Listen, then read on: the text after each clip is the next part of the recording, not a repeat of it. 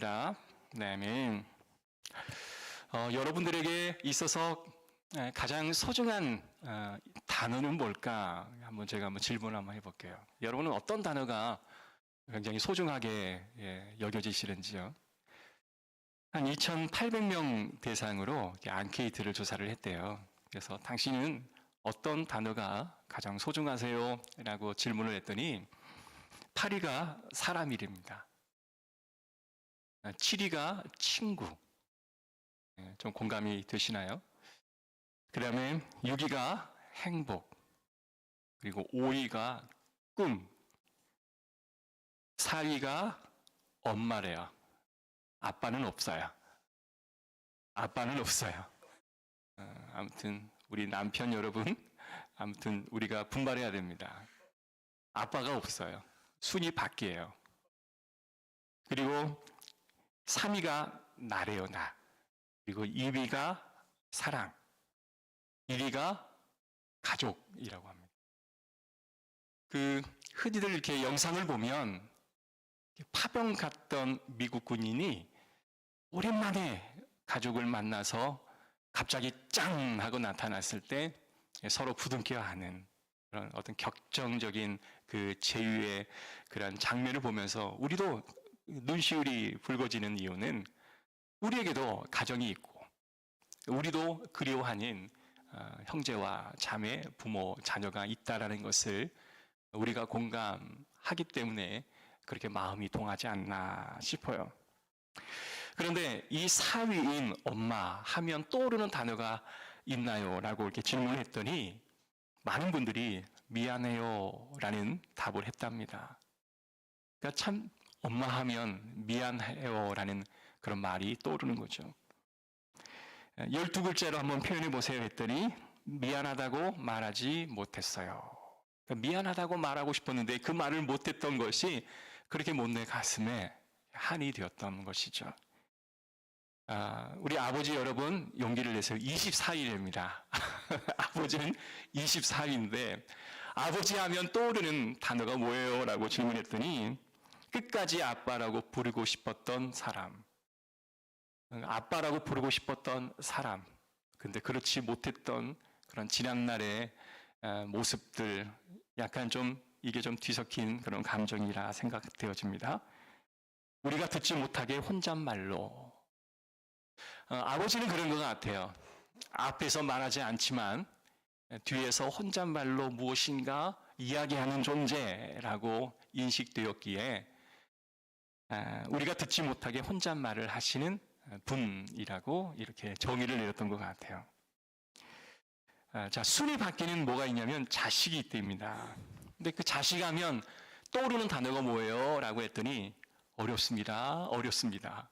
이 두 마디였답니다. 자녀를 양육하다 보니까 이 자녀 양육하는 게 참 어렵다라는 고백을 하는 거죠. 사랑한다는 말도 좋지만 이해한다라는 말을 듣고 싶습니다. 이 말은 누가 했을까요? 가족 구성원들이 구성원에게 바라는 기대감이었던 거죠. 가족 안에는 여러 가지 충고도 있고 어떤 비난도 있지만 그냥 사랑한다 그런 말보다는 내가 이해해라는 그런 이야기를 듣고 싶다라고 이야기합니다. 여러분 이번 5월 달은 가정의 주일입니다. 저희가 계속 사사기의 말씀을 이제 함께 강론을 하고 있는데요. 이번 주에는 특별히 사모님이 가정에 대해서 설교를 좀 해달라라고 부탁을 해서 제가 사사기 그 본문을 다 준비를 했다가 가정 설교로 제가 옮겼습니다. 여러분 가정은 참 하나님이 주신 아름다운 선물이죠. 그래도 5월의 가정의 달이 참 하나님이 주시는 그 선물인 이 가정을 가슴에 안고 뭔가 하나님 앞에 감사를 드려야 되는데 또 그렇지 못하는 가정들이 꽤 많기 때문에 저는 이 5월의 가정의 달에 참 설교하기가 어려운 그런 주제이기도 하고 또 많은 것들을 생각해야 하는 그런 주제이기도 합니다.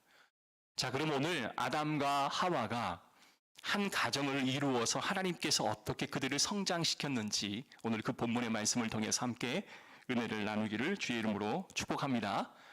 그래서 잃어버렸던 하나님의 형상을 다시금 되찾는 그런 기적의 가정이 되시기를 주의 이름으로 축복합니다. 아멘. 자, 창세기에서 하나님께서 온 인류를 창조하실 때 마지막으로 창조한 대상이 누구일까요? 마지막에 지으신 게 뭐예요? 하나님께서? 누구? 여자? 그래요. 장로님은 한 단계를 건너뛰셨어요. 좋아요. 맨 마지막에 창조한 사람은 뭐예요? 아담이잖아요. 그죠? 그죠? 근데 그 아담 다음에 홀로 독점하는 게 좋지 못해서 하와 아내를 그에게 허락해 주셨습니다. 그리고 나서 아름다운 가족을 하나님은 구성해 주셨어요. 그래서 하나님께서는요, 이 아담에게 하와를 주셔서 가족을 만들어 주시고 보시기에 참 좋았다라고 마무리를 짓고 있는 겁니다. 그래서 하나님이 주시는 이 가족은 하나님의 마지막 창조의 완성이자 하나님이 참 보시기에 좋은 그런 공동체로 여기신다라고 하는 사실을 우리가 잘 알아야 할 것입니다. 자, 가정은 하나님의 형상이 있는 곳이에요. 이 하나님의 형상이 있는 곳이라는 것은 하나님의 감격과 감탄이 있는 곳이다라는 말씀입니다. 하나님의 형상이라는 게 과연 뭘까요? 성부와 성자와 성령이 각각 객체이지만 그들은 하나의 형상을 이루고 하나됨을 이루셨다. 이게 바로 하나님의 형상인 거죠. 그래서 가족은 각각 객체로 살아왔고 그 객체가 만나 하나를 이루어 살지만 거기서 성령, 성부, 성자, 성령이 하나 되었던 것처럼 그 하나님의 형상, 하나됨의 그 형상을 다시 회복하라라는 말씀을 우리에게 주고 계신다라는 겁니다. 남녀가 각각 다른 환경에서 자라났잖아요. 사실 저의 가정은 저희 어머니는 말이 좀 말씀이 많으세요. 근데 아버님은 워낙 말씀이 없으세요. 저희 사모님은 참 말씀이 많아요. 그래서 말씀이 많으신 우리 어머니와 말씀하기를 참 좋아하는 사모님이 전화를 하면 보통 1시간 통화를 합니다. 저는 죽었다 깨어나도 저는 절대 1시간 통화를 할 수가 없습니다. 그런데 이렇게 각각 다른 환경에서 자란 분들이 하나의 모습을 만들어간다라고 하는 게 신비 아니겠어요? 제가 항상 주례할 때 빠뜨리지 않는 부분들은 현재의 나, 현재의 아내, 현재의 남편이 있지만 과거의 아내의 경험, 또 과거의 남편의 경험이 만나 네 사람이 결혼을 하는 것이다 라는 말씀을 드렸죠. 그래서 현재의 그 모습만을 보고 결혼을 하면 분명 과거의 그의 경험을 통해서 그의 모습을 통해 그의 문화와 가정 환경과 언어 습관, 식습관, 취미 이것 때문에 실망할 때가 분명히 오니 결혼할 우리 형제 자매여 그의 과거의 그의 모습도 알아가시고 또한 사랑하십시오라는 그런 제가 주례를 꼭 빠뜨리지 않는 기억이 납니다. 두 사람이 맞추어 하나가 이루어지는 게 쉬운 게 사실은 아니잖아요. 그죠? 세상 사람들이 이렇게 말합니다. 사랑은 그 유효기간이 3년이라고요. 그러나 믿음의 사람도 분명 그 유효기간이 3년 진행되지만 이건 생물학적인 그런 어떤 기준이고요. 우리는 사명이라고 하는 게 있다라는 거예요. 그래서 이 가정을 이루며 하나님이 준비하신 그 사명을 우리는 이루어가기에 하나님의 놀라운 은총이 이 가정 안에서 형성되어지는 줄로 믿습니다. 여러분, 가정은 분명 사명이 있어요. 아멘. 가정은 분명 사명이 있기에 그 사명을 우리가 감당하고 있느냐 스스로에게 질문을 해봐야 할 줄로 믿습니다. 분명 현재 우리의 가정이 이러이러한 문제 때문에 어려움을 경험하고 있다라고 말씀하실 수 있지만 하나님께서 믿음의 눈을 여셔서 그 어려운 고난을 잘 극복하실 줄로 저는 믿습니다. 자, 그런데요, 하나님께서는요, 이 가정을 말씀하시면서 꼭 비유로 드시는 하나의 대상이 있습니다. 그것은 예수 그리스도와 신부되어진 교회, 신랑 되신 예수님과 신부되어진 교회를 항상 가정의 신랑 신부를 비교하여 우리에게 설명해주고 있다라는 거예요. 자, 바울은 가정의 이야기를 하면서 예수님과 교회에 대한 이야기를 반드시 빠뜨리지 않고 하고 있다라는 겁니다. 에베소서 5장 31절 제가 읽어드리겠습니다. 그러므로 사람이 부모를 떠나 그의 아내와 합하여 그 둘이 한 육체가 될지니 이 비밀이 크도다. 나는 그리스도와 교회에 대하여 말하노라. 아멘. 한 여자와 한 남자가 하나의 가정을 이루는데 그리스도와 교회에 대해서 말한다라고 하시면서 이 두 가지를 항상 연결시켜 우리에게 설명해 주고 있다는 거예요. 그래서 이 가정의 비밀을 알기로 한다면 그리스도와 교회의 이 관계의 비밀을 알게 되면 하나님께서 가정의 비밀도 우리에게 알려주실 것입니다. 아멘. 예수님과 교회가 하나 되는 비밀을, 가정이 하나됨의 비밀을 기대하면서 우리가 이 말씀을 읽었으면 좋겠어요. 가정은 큰 비밀을 경험함으로 새롭게 하나씩 우리는 알아가는 겁니다. 자, 그럼 창세기로 한번 넘어가 볼까요? 하나님이 타락하기 전에 가정의 모습은 심히 좋다라고 말할 정도로 아름다웠습니다. 그런데 창조의 하이라이트였던 가정이 아름답지 않았다면 하나님께서는 심히 좋다라고 말하지는 않았을 거예요. 그런데 하나님 보시기에 심히 좋았던 가정의 모습은 과연 뭘까? 자, 창세기 2장 25절 제가 읽어드리겠습니다. 아담과 그의 아내 두 사람이 벌거벗었으나 부끄러워하지 아니하니라. 사람이 타락하기 전에는 가정에서는 부끄러움이 없었어요. 설령 서로 벗었다 할지라도 부끄럽지 않았다는 겁니다. 에덴 동산은 옷을 입지 않아도 부끄러움과 수치를 경험하지 않을 공간이었어요. 여러분, 그게 아름다운 거죠. 우리가 부끄러움을 경험하는 공동체, 거기는 많은 아픔과 눈물이 그 안에 있어요. 사실 나의 부끄러움을 누군가가 알고 그 부끄러움을 자꾸 지적을 하게 되면 자유할 수 없습니다. 가정도 마찬가지죠. 아내와 남편의 부끄러움을 그 대상자가 살짝 건드려주면 그것은 굉장한 고통이고 아픔일 거예요. 하나님께서 아름다운 가정은 딱 정의 내려주고 계시는 거예요. 부끄러움이 없는 가정이다. 그래서 가정은 상대에게 부끄러움을 느끼지 않도록 준비시켜 주시는 그런 공간이 되어야 해요. 그러나 사람이 다 깨끗하고 의로울 수 있겠습니까? 다 부끄럽죠. 부끄러운 건 한두 가지는 다 안고 살지 않겠습니까? 근데 가정이 아름다운 건 그 부끄러움을 묻어주기에, 그 부끄러움을 그냥 수용해 주기에, 그 부끄러움이 없는 것처럼 인정해 주기에 가정이 아름답고 행복한 곳이 아닐까. 교회도 마찬가지인 거죠.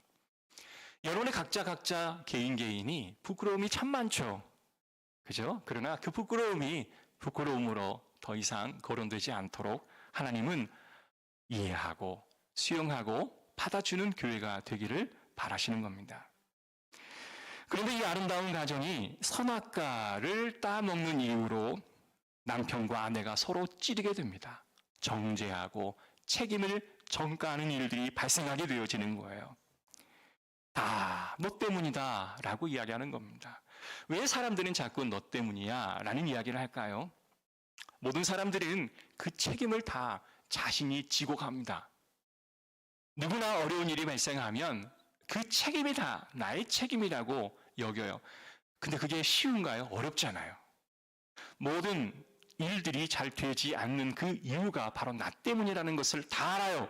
그런데 살고자, 생존하고자 이 일은 나 때문이 아니라 당신 때문이에요 라고 말하면 그 순간은 자신이 숨을 쉴 수가 있기 때문에 우리는 그 때문이에요 라고 말을 하는 겁니다. 그래서 그 때문이에요 라고 말하면 저분이 지금 생존하기 위해 타인에게 탓을 돌리는구나 라고 우리는 여겨줄 필요가 있다는 거예요. 여러분, 이 부끄러움이 너 때문이고 하나님 때문이라고 아담에게 어때요? 아담은 그렇게 고백을 하고 있어요. 너 어떻게 선악과를 따먹었어? 어떻게 된 거야? 라고 질문하시는 이 아담에게 아담은 하나님께 이렇게 대답합니다. 하나님이 주시는 그 여자 때문에 내가 이 선악과를 먹었습니다. 사랑하는 성도 여러분, 그런데 예수님께서는 그에게 어떻게 행하셨어요? 최초의 살인, 동물을 죽여 피를 흘려 가죽 옷으로 그 수치를 덮어주셨어요. 그 수치를 덮어주심이 하나님의 사랑 아니겠습니까? 그러니 그 가정은 부끄러움도 없고 벌거벗어서 수치심도 없는 그런 예수의 용서가 그 에덴 동산 안에 존재했다라는 겁니다. 그래서 하나님께서는 교회 공동체가 그렇게 감싸주는 공동체가 되기를 하나님은 기대하시는 거예요. 그래서 믿음의 가정은 지적하는 일보다 사랑으로 품어주는 그 일이 먼저 선행되어야 할 줄로 믿습니다. 자, 우리 옆 사람 교회에게 한번 고백해 봅시다. 지적보다는, 따라해봐요. 지적보다는 사랑으로 감싸줍시다. 아멘. 네. 우리 열리문 교회가 이게 굉장히 큰 강점이었던 교회였습니다. 그래서 처음에 교회 오신 분들이 교회 오면 야, 교회가 참 따뜻해요. 이런 말들을 저는 참 많이 들었거든요. 근데 이 코로나 3년 딱 지나고 어느 순간 이렇게 따뜻하다라는 이야기를 좀처럼 듣지를 못해요. 대면해요. 서먹서먹해요. 뭔가 알 수 없는 거리감이 느껴져요. 이렇게 이야기하더라고요. 사랑하는 성도 여러분, 노력하고 있습니다. 여러분들이 최선을 다해 그 서먹서먹함 줄여가려고 노력하고 있는 것 여러분 아시죠? 함께 그 가정의 모습이 하나 되는 것처럼 교회가 하나됨에 회복되어지는 역사가 있기를 주의 이름으로 축복합니다. 아멘. 그러나 우리 교회는, 우리 가정은 이렇게 허물을 덮어주기보다 비난하고 재판하는 곳으로 만들어버립니다. 요즘 그 TV 프로그램에 보면 아내가 나와서 남편을 고발하고 남편이 나와서 아내를 고발하는 그런 프로그램들이 참 많아요. 그래서 가족의 문제인데 이것까지 오픈하면서 대체 뭘 기대하는 걸까? 공론화시켜서 이것이 빨리 바뀌어지고 개선되었으면 좋겠다라는 그런 마음으로 그런 이야기를 하는 것 같았습니다. 순기능도 있고 역기능도 분명히 있겠지만 좋은 점도 있다라고 저는 생각을 해요. 그런데 지금 아담과 하와가 에덴에서 죄를 지음으로 쫓겨났습니다. 여러분, 근데 그 아담과 하와의 마음이 어떠했는지 혹시 묵상해 본 적이 있으세요? 서로 너 때문이라고 서로 탓하며 쫓겨났는데 부부가 서로 사이가 좋았겠습니까? 저는 부부가 상당한 심한 갈등을 겪지 않았을까 생각되어져요. 여러분, 가정에 크고 작은 일만 생겨도요, 가정의 부부가 관계가 좋지 않습니다. 작은 일만 생겨도요, 부부가 이상하게 그냥 말 한마디 잘못하면 화가 버럭 나서 가족의 분위기를 엉망으로 만들어버리는 것이 보통의 가정이에요. 그런데 에덴 동산에서 하와가 건네준 그 사과나무를 먹고 선악과를 먹고 에덴 동산에 쫓겨났어요. 서로 남 탓하는 분위기가 그 가정 안에 있었습니다. 이제 실제로 쫓겨났어요. 이제 야생으로 돌아왔습니다. 가족의 문제가 얼마나 심각했을까요? 아마 아침부터 밤늦게까지 맨날 부부는 싸우지 않았을까요? 사내 못사내 보따리를 싸면서 나가는 경우들이 얼마나 많이 있었을까요? 사실 하나님이 쫓아내신 게 아니라 자신들이 하나님께 등을 돌린 것이었는데, 그런데 얼마의 시간이 지난 후 하와가 임신을 하게 됩니다. 창세기 4장 1절, 아담이 그의 아내 하와와 동침함에 하와가 임신하여 가인을 낳고 이르되 내가 여호와로 말미암아 등남하였다 하니라. 자, 가인을 임신을 하고 그 가인의 아들의 이름을 가인이라고 짓는데 그 가인의 이름의 뜻이 뭐냐면 얻었다라는 거예요. 뭘 얻었다라는 거예요? 지금까지 아담과 하와 이 부부는 모든 걸 다 잃어버렸어요. 에덴 동산도 잃어버렸어요. 열심히 수고해야 겨우 땅에서 난 소산을 먹음으로 연명할 수 있었던 거죠. 그런데 다 잃어버린 것 같았는데 뜻밖의 아이가 임신한 거예요. 그래서 그 아이의 이름은 뭐예요? 얻었다라는 거예요. 잃어버렸지만 이제 드디어 처음으로 얻게 되었다. 여러분, 밭에 씨를 뿌린다고 해서 엉겅퀴가 자라나 그 씨가 올라오는 것을 막는데 얼마나 많은 소산을 얻었겠습니까? 노력한 만큼 얻지 못했겠죠? 그런데 그 마음속에 아들이 태어난 거예요. 여러분, 이 자녀의 출생은 부모에게 있어서 큰 기쁨입니다. 아마도 아담과 하와가 에덴을 잃어버린 후에 처음으로 맞이했던 기쁨의 소식이 아니었을까 싶어요. 그래서 이제야 드디어 얻었다라고 고백을 하고 있습니다. 아담이 기뻐서 가인을 안고 그는 문득 하나님 아버지가 떠오르지 않았을까요? 사실 우리 집사람이 10살 때까지 할머니 밑에서 자랐어요. 그러니까 어머니가, 아버지가 키워주지 않고 10살 때까지 할머니 밑에서 컸어요. 근데 참 감사한 건 할머니와 각종 주변에 있는 많은 그 고모, 이모들이 너무 잘해준 거야. 그래서 이 가정에서 받지 못했던 어떤 사랑의 정서가 다 채워진 거예요. 그런데 결혼하고 나서는 집사람이 어머니에 대한 사랑을 그렇게 많이 고백하지 않더라고요. 오히려 할머니에 대한 사랑을 많이 고백하였었는데 아이를 딱 낳고 가연이를 딱 낳는 순간 할머니에 대한 사랑에서 어머니에 대한 사랑으로 확 전환이 되는 거예요. 그래서 이렇게 고백하더라고요. 엄마가 너무 좋다고. 엄마가 너무 보고 싶다고. 왜 그럴까요? 그죠? 아이를 낳으면 엄마가 나를 이렇게 힘들게 낳았겠구나 라고 생각이 되어지는 거죠. 그러니까 기른 정에 대한 것보다 낳아준 정, 그 낳아준 정에 대한 이 모성애, 부성애를 느끼게 되어지는 거죠. 여러분, 가인이 태어나서 아담이 그 가인을 딱 안고 있는 순간 누가 떠올랐을까요? 하나님 아버지가 떠올랐을 거예요. 그토록 자식이 부모의 마음의 대못을 받고 에덴 동산에서 쫓겨내 보내야 했지만 슬피 우시는 그 아버지의 마음을 이 아담이 알았을 거예요. 여러분, 하와는 어땠을까요? 아이를 낳고 임신하는 그 10달 동안 아무도 가르쳐 주는 사람이 없어요. 우리 김동주 집사님, 우리 시어머니 또 우리 어머니가 참 착하시고 다정다감하셔서 다 알려주시잖아요. 그죠? 근데 이 하와는 애를 어떻게 낳아야 하는지, 그리고 어떻게 키워야 하는지, 태교를 어떻게 해야 하는지, 어떻게 출산해야 되는지, 아이를 어떻게 모유를 먹일 것이며 어떻게 아이를 길러야 할 것인지 누구도 알려주신 사람이 없어요. 그런데도 불구하고 아마 그는 오냐오냐 하면서 가인을 키워내지 않았을까요? 어떤 경험이 없기 때문에 오냐오냐 하지 않았을까요? 그런데 이 가인이요, 자기밖에 몰라. 다른 사람 배려를 안 해. 너무나 이기적인 사람이에요. 그래서 너무나 마음속에 아픔이 있었을 거예요. 그래서 이 가인의 부모님이 말을 잘 듣지 않는 이기적인 이 아이를 보고 나서 그 다음에 이제 아벨이라고 하는 아이를 얻습니다. 자, 이 과정을 보세요. 가인을 낳고 이미 드디어 내가 얻었다. 근데 그 가인을 양육하면서 아팠을 거예요. 그래서 큰 좌절과 허무함을 느꼈을 겁니다. 그리고 나서 아벨을 잉태를 했죠. 그 아벨의 이름은 뭐라 했어요?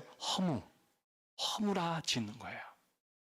여기서 우리가 알 수 있는 것은 뭐냐면 모든 스토리에 아이의 이름을 짓는 그 중심이 뭐냐면 부모의 정서예요. 부모가 어떤 정서를 갖고 있느냐에 따라서 이 자녀의 이름을 어떻게 짓느냐 결정되어지는 거예요.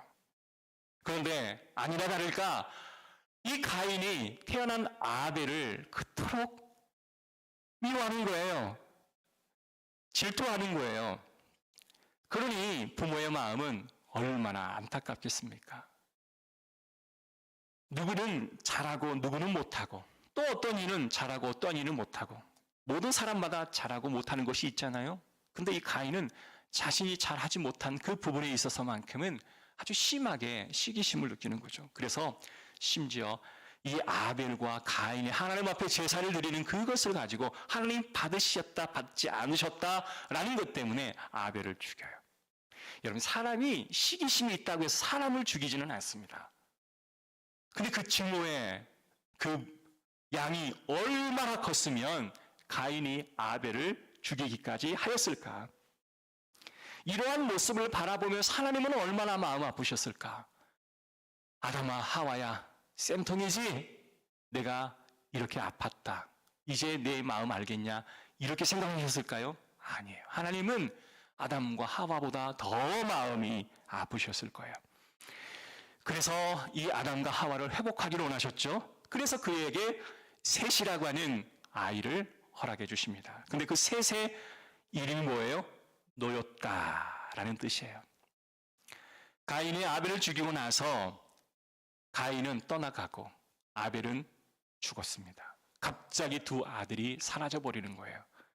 아무것도 남지 않는 빈 텅텅 비어버린 가족이었습니다. 두 부부가 서로 안고 하루에 일과를 마치고 잠을 청하려면 얼마나 가슴이 쓰라리고 아팠을까요? 그런데 그런 그에게 하나님께서 뭐예요? 셋을 허락해 주십니다. 셋이 셋자라에서 셋이라 한 게 아니라 그에게 놓여줬다. 비어진 곳에 하나님이 놓여주었다라고 해서 셋이다라고 이름을 지은 거예요. 하나님 성도 여러분, 아담은 가인을 얻을 때 얻었다. 그런데 그 모든 것들이 잃어버리는 허무함을 경험하죠. 이제 하나님께서 다시 그에게 놓였다.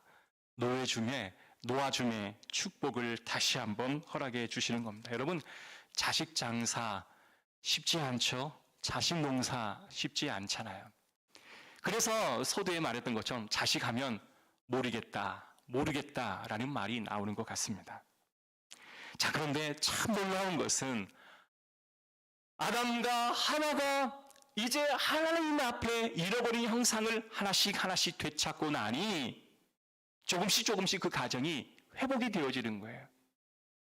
그가 선악과를 따먹는 연고로 하나님의 주셨던 형상을 잃어버린 그 다음에 그는 많은 우여곡절과 아픔과 고통을 경험하지만 이제 그는 하나님 앞에 올바로 서서 하나님의 형상을 하나씩 되찾게 되어져요. 하나님이 백성을 향한 그 마음을 공감하기 시작했고 하나님이 내가 떠났을 때 이랬을 것 같다라는 마음이 느껴지니 그 가정이 회복되어집니다. 자, 셋의 손자의 이름이 뭐예요? 에노스인데 이 뜻이 사람입니다. 아담이 철이 들고 나니 사람이 이런 존재이구나 라고 하는 것을 비로소 알게 되어졌다라는 거예요. 자, 가인은 저마다 자기의 자손을 이제 확장해 나가고 셋은 또 셋 나름대로의 자기의 자손을 확장해 나가는 겁니다. 그런데 가인의 후손에 7대 손인 라멕이 있는데 이 라멕은 어린 아이를 죽이고 나서 이렇게 고백합니다. 가인을 죽인 자의 벌은 7배지만 나를 죽이는 자의 벌은 77배입니다. 라고 엄포하며 겁을 주기까지 이르러요. 여러분, 이것은 하나님의 형상을 잃어버린 자의 고백입니다. 가인의 가부는 끊임없이 하나님의 잃어버린 형상대로 살아가는 것이죠. 사랑하는 성도 여러분, 이러한 상황 속에 셋이 에노스를 낳았는데 에노스가 장성하여 사람들로 하여금 하나님의 이름을 부르며 예배하며 하나님 앞에 돌아오게 하는 선한 영향력을 발휘하는 사람으로 살아가게 되어졌습니다. 사랑하는 성도 여러분, 여기서 우리가 한 가지 알 것은 믿음의 부모가 회복되어지게 되면 그의 자녀의 문제도 회복되어지기 시작합니다. 그의 아버지가 기도의 자리에 서게 되면 자녀들도 돌아오게 되어지는 거예요. 여러분의 부모님은 어떠했습니까? 저희 부모님도 참 기도를 열심히 했던 분이세요. 가끔 이제 아버님과 어머니가 너희들을 위해 내가 7일 금식 기도를 한다. 내가 25일간 금식 기도를 하고 있다. 이러한 이야기를 할 때가 종종 있습니다. 그때마다 우리는 이제 금식 좀 그만하세요 라고 말하지만 기도의 덕분에 우리가 잘 살고 있습니다 라고 스스로 고백하게 되어지는 거죠. 아담과 하와가 잃어버린 하나님의 형상을 하나씩 되찾을 때 그의 자녀들이 다시 회복되어지기 시작하는 거예요. 여러분, 자세히 한번 살펴보세요. 아담의 가정은 셋을 통해 7대에 이르러 에녹이 나오게 되는데 그 에녹은 죽음을 보지 않고 하나님 앞에 올려가는 기적의 사람이 됩니다. 노아는 어땠을까요? 아담의 10대 손이었던 노아는 모든 백성들이 다 심판을 받는 그 가운데 유일하게 방주에서 그 가족이 구원함을 받는 믿음의 사람이 되지 않습니까? 아담의 20대 손 아브라함은 믿음의 조상의 대열에 쓰게 되었습니다. 그리고 나서 오실 예수 그리스도의 그런 계보를 잇는 축복을 허락해 주시는 것이죠. 사랑하는 성도 여러분, 우리 가정이 하나님 앞에 인정받고 축복받는 비결은 뭐예요? 믿음의 부모가 기도의 자리에 서서 잃어버렸던 하나님의 형상을 되찾을 때 우리의 자녀가 잘 되어지는 축복이 있을 줄로 믿습니다. 여러분, 말씀에 기록되어 있기에 믿고 여러분 기도하십시오. 기도의 자리에 나오십시오. 그러면 하나님이 반드시 여러분의 가정을 책임져 주십니다. 저는 일찍이 가정의 어떤 자녀 양육에 의해서 부모 교육도 받아보고 또 부모 교육도 시켜보고 또한 가정의 어떤 방법들을 제가 코칭도 해보고 하지만 가장 중요한 것은 하나님 앞에 나와 기도하는 것밖에 없습니다. 그것보다 앞서는 건 아무것도 없어요. 일시적인 그냥 땜빵은 될 수 있죠. 일시적인 앞가름은 될 수 있지만 원천적인 회복은 말씀, 기도 앞에 하나님의 회복을 경험하게 되어지실 줄로 믿습니다. 여러분, 기도의 무릎을 꿇으시기를 주의 이름으로 축복합니다. 아멘. 마지막 결론입니다. 가정의 회복은 부모의 무릎 꿇음부터 시작되어집니다. 아담이 회개하고 돌이켰을 때 하나님께서는 잃어버린 두 아들, 상처받는 그 마음에 셋이라고 하는 아이를 놓아줌으로 그의 가정을 다시 회복케 하셨습니다. 우리 가정의 어려움은 곧 하나님이 경험하시고 계실 그 어려움을 우리가 대신 경험함으로 우리의 아픔을 하나님도 동일하게 아파하시겠지라고 생각하며 다시 하나님 앞으로 돌아오는 그 과정을 통해 우리의 자녀들도 하나님 앞으로 돌아오게 되어지는 축복이 있는 줄로 믿습니다. 부모가 다 옳습니까? 부모의 말이 다 의롭습니까? 부모의 말이 다 이치가 합당하고 합리적입니까? 아니에요.